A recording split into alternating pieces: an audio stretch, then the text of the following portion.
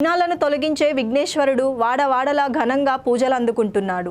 వాడవాడలా రంగురంగుల విద్యుత్ దీపాలంకరణలతో దేదీప్యమానంగా వెలుగొందుతున్నాడు. ఏ గల్లీలో చూసినా ఆధ్యాత్మికత వెల్లివిరుస్తుంది. వాడవాడల రంగురంగుల విద్యుత్ దీపాలంకరణలతో దేదీప్యమానంగా వెలుగొందుతున్నాడు వినాయకుడు. ఏ గల్లీలో చూసినా ఆధ్యాత్మికత వెల్లివిరుస్తుంది. అల్వాల్ మున్సిపాలిటీ పరిధిలోని లక్ష్మీ ఎన్క్లేవ్ ఓనర్స్ అసోసియేషన్ ఆధ్వర్యంలో ఏర్పాటు చేసిన వినాయక మండపంలో నిత్య పూజలు అంగరంగ వైభవంగా సాగుతున్నాయి. శనివారం అల్వాల్ కార్పొరేటర్ శాంతి శ్రీనివాసరెడ్డి లక్ష్మీ ఎన్క్లేవ్లో వినాయకుడికి మండపాన్ని సందర్శించి ప్రత్యేక పూజలు చేశారు. కాలనీవాసులు ప్రతి ఏటా ఘనంగా వినాయక ఉత్సవాలను జరుపుకోవటం, అందులో తాను పాల్గొనడం ఎంతో ఆనందాన్ని ఇస్తుందన్నారు. కార్పొరేటర్ శాంతి శ్రీనివాసరెడ్డి ఈ సందర్భంగా కాలనీ సభ్యులు శాల్వాతో సత్కరించారు. అనంతరం సర్వెంట్స్ అకాడమీ ఆధ్వర్యంలో భరతనాట్య ప్రదర్శన నిర్వహించారు. చిన్నారులు చేసిన ముషిక వాహన గీతం అందరిని ఆకట్టుకుంది.